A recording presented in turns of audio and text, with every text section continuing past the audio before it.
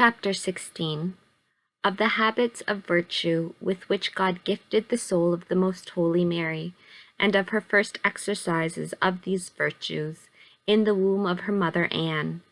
She herself gives me instructions for imitating her. The impetuous floods of the divinity met in this holy city of the sanctified soul of Mary.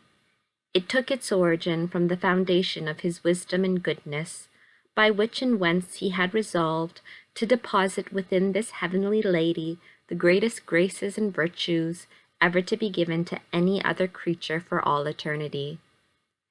And when the hour had arrived for giving them into her possession, namely, the very moment of her coming into natural life, the Almighty fulfilled according to his pleasure and full satisfaction the desire which he had held suspended from all eternity until the time for gratifying this wish should arrive. The most faithful Lord executed his design, showering down all his graces and gifts in the most holy soul of Mary at the time of her conception in such an overpowering measure as no other saint, nor all of them combined, can ever reach, nor ever human tongue can manifest.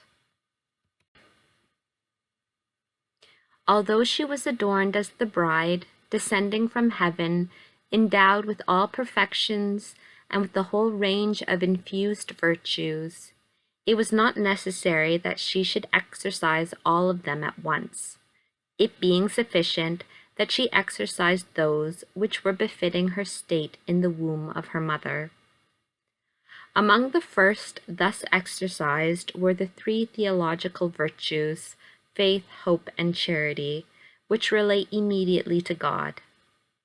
These she at once practiced in the most exalted manner, recognizing by a most sublime faith the divinity with all its perfections and its infinite attributes, and the Trinity with its distinction of persons. This knowledge by faith was not impeded by the higher knowledge which God gave her, as I will soon demonstrate. She exercised also the virtue of hope, seeing in God the object of her happiness and her ultimate end. Toward this, her sanctified soul at once hastened and aspired with the most intense desires of uniting herself with God, and without having for one moment turned to any other object or tarried one moment in her upward flight. At the same instant also, she put into action the virtue of charity, seeing in God the infinite and highest good, and conceiving such an intense appreciation of the divinity that not all the seraphim could ever reach such an eminent degree of fervor and virtue.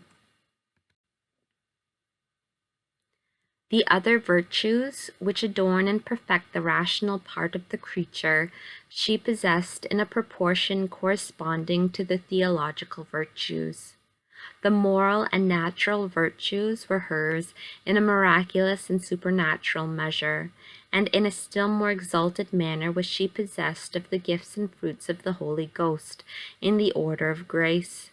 She had an infused knowledge and habit of all these virtues and of all the natural arts, so that she knew and was conversant with the whole natural and supernatural order of things, in accordance with the grandeur of God. Hence, from her first instant in the womb of her mother, she was wiser, more prudent, more enlightened, and more capable of comprehending God and all his works than all the creatures have been or ever will be in eternity, excepting, of course, her most holy Son. And all this perfection consisted not only in the habits which were infused in her in such a high degree, but in the acts which she exercised in correspondence with the excellence of her state, and in proportion to the activity of the divine power.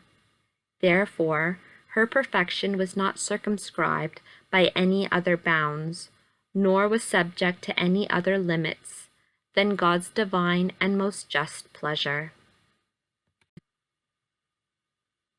Since much will be said in the course of this history of all these virtues and graces, and of their exercise, I mention here only a little of that which she achieved at the instant of her conception by the help of the infused habits and the actual light bestowed upon her. In the exercise of the theological virtues, as I have said, and of the virtue of religion, and of the cardinal virtues consequent upon it, she perceived God as he is, and as the Creator and Glorifier. In heroic acts she reverenced him, praised him, gave him thanks for having created her, loved him, feared him, and adored him, offering sacrifices of worship, praise, and glory because of his immutable being. She recognized the gifts which she had received, although some of them were yet hidden to her, and she gave thanks with profound humility and prostrated herself immediately in the womb of her mother, though yet in a body so small. And by these acts she merited more than all the saints in the highest state of perfection and sanctity.